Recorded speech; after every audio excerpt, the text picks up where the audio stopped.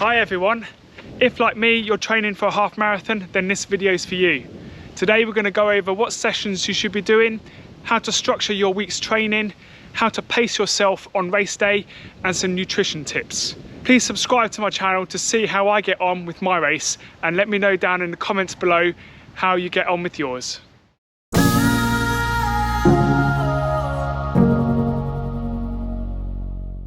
So the half marathon, 13.1 miles or 21 kilometers, is a great challenge for you, especially if you're building up from the 5k and the 10k run previously. Ideally, you want 16 weeks of training to lead into your half marathon, and you want to be running 2 to 3 times a week, with your longest run being at around 10k already. If you're not doing this, don't panic, but I would just focus your runs on building up the duration that you're running for. You can do this with the walk-run method, and I would try and increase the distance each week by 10% using the 10% rule. The 10% rule simply means not increasing your weekly mileage by more than 10% each week in order to avoid injury.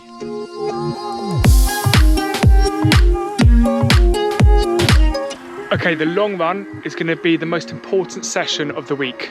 You want to be gradually increasing the distance that you run each week, spending more time on your feet. Think about it in terms of duration and not distance, because distance depends very much on the conditions of the day you're running on and the terrain.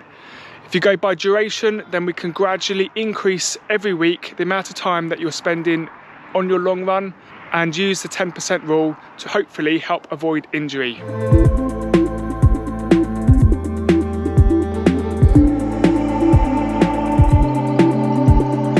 We want to build up to around an 18k run. The reason we don't go up to the race distance is that it does take quite a bit of time to recover from that kind of run. So it's not bad to just go under as part of your longest run that you do in training before the event.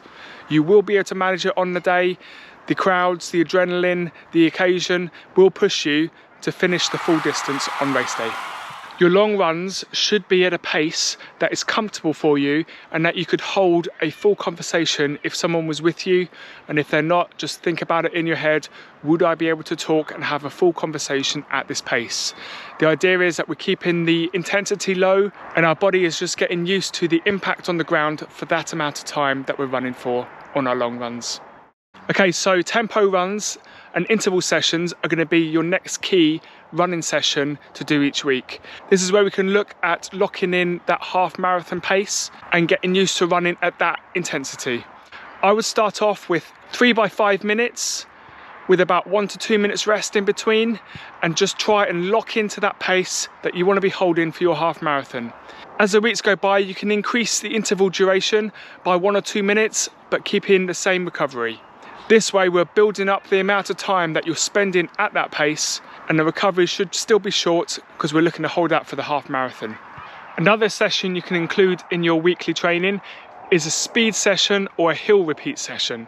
You'll be running these at much faster than your half marathon pace, but they're very good at working on your efficiency at running at speed and also your turnover speed.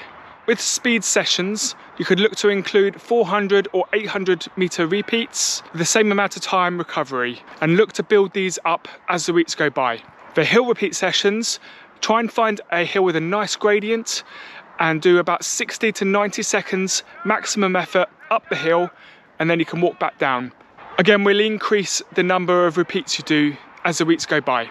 Okay, so any other time you have for running should be recovery runs. Try and keep these at about 30 minutes total, and they want to be light on your feet, go at a nice, slow, steady pace where you can hold a conversation with someone if someone was with you. The idea behind these is that we're recovering and keeping moving. You should finish these runs feeling a little bit better and a bit fresher, not more tired. Strength and conditioning is a very important part of training for any running event that many neglect. It will help improve your running efficiency and improve your strength, which will help with injury prevention. Make sure you warm up before every session.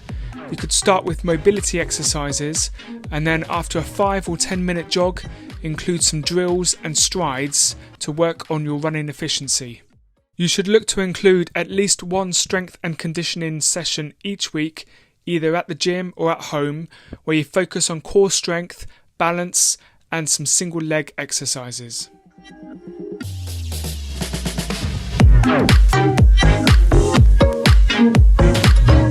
Okay, so we've talked a lot about the sessions that we're going to be doing, but how on earth are we going to fit this into our normal week? Well, it's important obviously to make sure that you keep your work-life balance. Don't plan in training sessions, especially the intense ones where you've got a busy day at work or a busy day with a family in the evening. Try and plan those harder sessions on days where you've got a little bit more flexibility so that you can recover. One of the key parts being that we don't want to do two intense sessions one day after the next. You want to be able to recover from that intense session before the next one comes round. So you might plan a recovery run after an intense run or a rest day.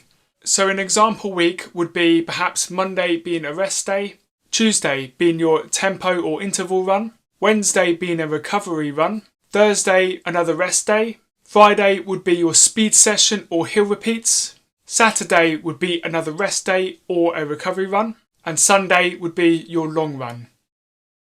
Okay, and the other thing to say with these sessions is do not fill up your week where you cannot recover from these sessions. Recovery is absolutely key. So only plan the number of sessions each week that you can recover from.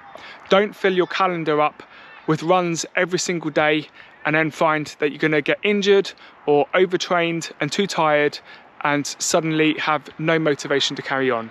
I would also suggest putting in a recovery week after 2 or 3 weeks of hard training.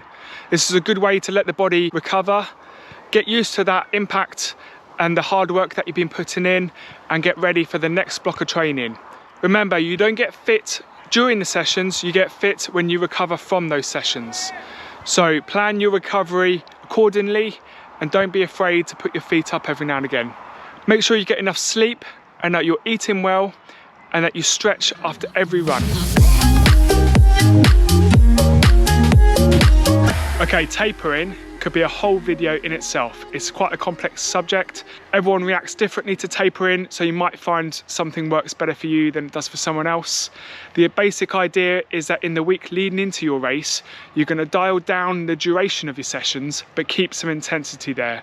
You want to feel like you're still fast, but you finish them feeling fresh and still with energy, so that come race day, you're ready to go. Pacing for your half marathon can be really tough.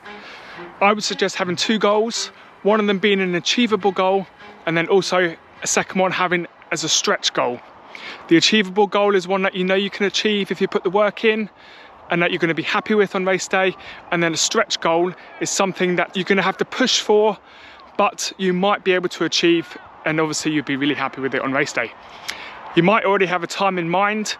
If that's the case, then you will be able to tailor some of your sessions towards that pace. For example, your tempo run, doing those intervals at your target race pace is a great way to get used to running at that pace, locking in how your body feels at that pace, and hopefully performing that on race day.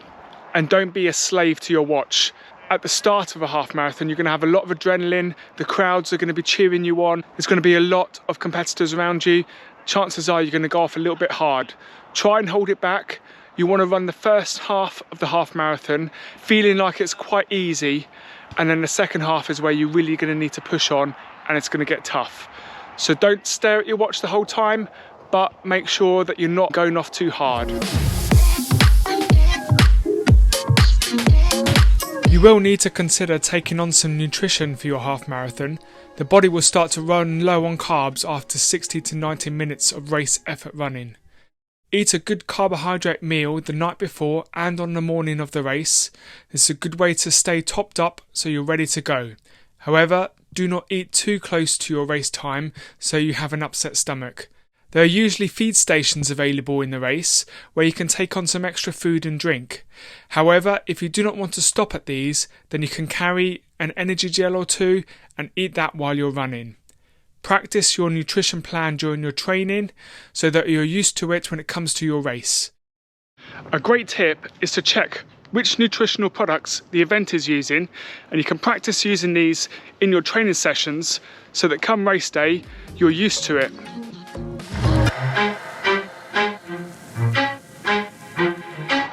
Okay, well, there's nothing left to say but enjoy your event.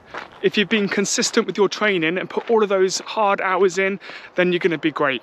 Enjoy the race. The crowds will push you along as they're cheering you. Thank the volunteers in the event, and don't be afraid of coming last. If you put the hours in with these training sessions, and guarantee you're not going to be the last one there, even if you're doing the run walk method. So enjoy it. Let me know how you get on in the comments down below. And please like and subscribe for more videos like this. Good luck and enjoy the event.